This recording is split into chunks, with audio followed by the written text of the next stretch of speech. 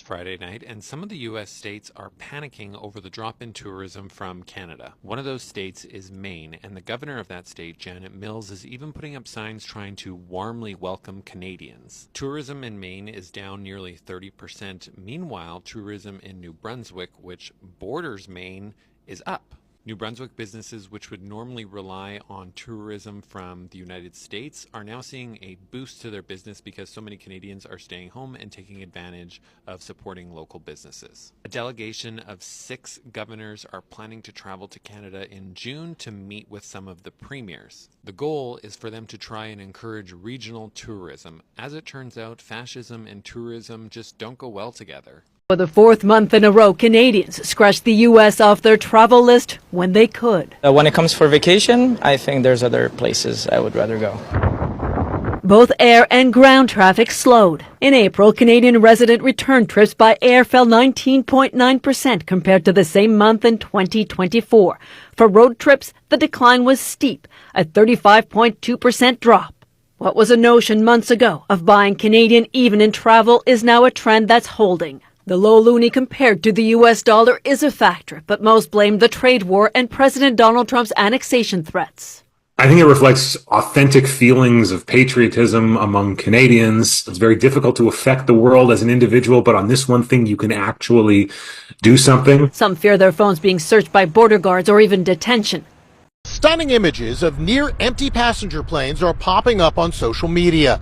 These international flights have many tourists flying to the USA practically alone. Shauna Massengill flew from London to Chicago. Look, barely anyone on board. It was really shocking. I've never been on a flight like that. This flight from Toronto to New York is also practically empty.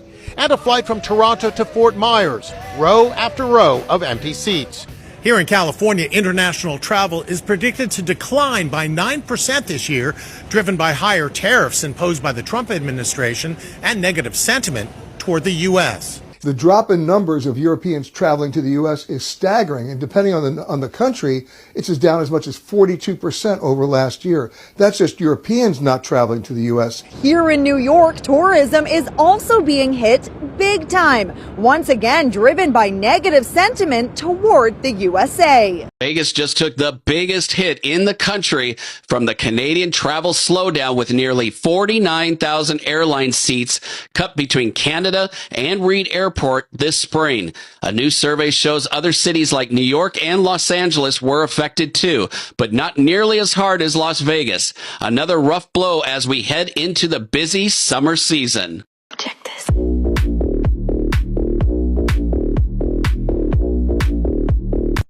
Hey everyone, welcome back to the channel where we break down the stories that shape our world with a little spice and a lot of truth. Today we are unpacking why more and more Canadians are choosing not to travel to the United States and how it's actually hurting the American economy.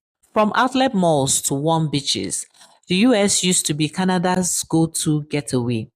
But something changed. Canadians are pulling back and Uncle Sam is sweating. You don't believe me? Today we launched a new international campaign focused on encouraging Canadians to come visit the great state of California. The state of mind in the United States of America has dramatically changed as it relates to the approach to Canada. And we want to make sure we send a message to our Canadian friends up north to come to a state where 2 million Canadians visited last year, to come visit a state where there's something for everybody. Visit California. Golden State and Canada have always shared so much in common. Sure, you know who's trying to stir things up back in D.C., but don't let that ruin your beach plans. California, it's the ultimate playground. 2,000 miles from Washington and a world away in mindset. From our iconic beaches and national parks to world-class wine, food, and outdoor adventure, there's something here for everyone. Last year, nearly 2 million Canadians visited California, because here in California, we've got plenty of sunshine and a whole lot of love for our neighbors. Yep. When the governor of California starts begging Canadians to come back, you know something is up. Let's get into it. This isn't about weather or the exchange rate. This is political. This shift really began when Donald Trump kicked off a wave of nationalist rhetoric publicly questioning Canada's independence, calling it basically the 51st state, and pushing tariffs like we were enemies, not neighbors. It wasn't just offensive, it was a wake-up call for many Canadians. Canadians are now canceling business trips to the U.S. amid fears of being detained at the border. Last month, a Canadian actress and entrepreneur was detained at the U.S. border for 12 days and banned from the States for 5 years after reapplying for a work visa, adding to fears of detainment, which are especially felt by visible minorities. And air travel between Canada and the U.S. has fallen by almost 40% compared to last year, with Canadian return visits by car falling by 32%. Then came the immigration crackdowns. Tourists began sharing horror stories. People being detained in the US border, questioned for hours, and in some shocking cases, even deported to countries they don't belong to. Canadians started asking, is a trip to Target and Taco Bell worth being treated like a criminal? And honestly, the answer has been a firm no. So what happens when your friendly northern neighbor stops showing up?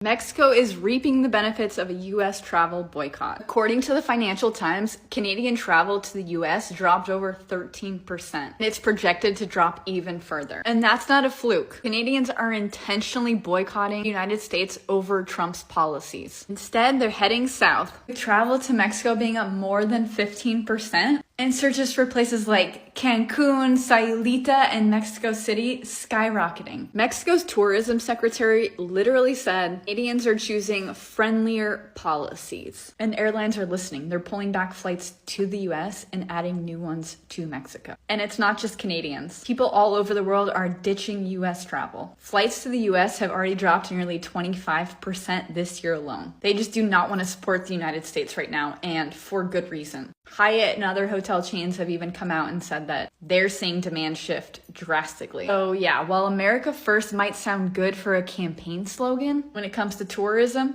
it's sounding like America Last. I see something that's wild right now. I'm at Ottawa Airport, getting ready to go back to the States. Check this out. US gates, right? No one is here. Just that little tiny crowd that's just there all together. There's no one from Canada flying to the States. Nobody. I've never seen it like this. This is complete insanity. In 2024 alone, Canadian tourists spent a staggering 21 billion USD in the United States, with 20.4 million Canadians crossing the border. Now here is the wild part. McDonald's entire US operation made just $10.4 billion in the same year. That's right. Canadian tourists alone pumped nearly double the revenue of McDonald's US business into the American economy. So when Canadians decide to stay home, it's not just a few empty hotel rooms, it's a multi-billion-dollar hole. 6 New England governors, including Maine Governor Janet Mills, have invited their counterparts from Canada's 6 eastern provinces to a summit in Boston later this year to try to minimize damage from President Trump's trade war. The governors of Maine, Massachusetts, New York, Connecticut, Rhode Island, and Vermont have invited the premiers to come talk about their trade relationships over the next few months. All but the governor of Vermont are Democrats. The Republican governor of New Hampshire has declined to participate. Canada is an enormously important trading partner, especially for Maine, which sells more goods to and imports more goods from Canada than any other country. Maine business leaders talk about how integrated our economies have become, and these governors don't want to see that fall apart because of the tariffs and President Trump's bluster about making Canada the 51st state. We'll see if the Canadian premiers accept and whether or not the governors are able to make any progress. Turns out you can't insult your neighbors, treat their tourists like suspects, and expect the cash to keep flowing. Canadians aren't loud about it, but they do know how to push back. They just stop showing up. It's not organized, it's not official, but it is real. And it's spreading.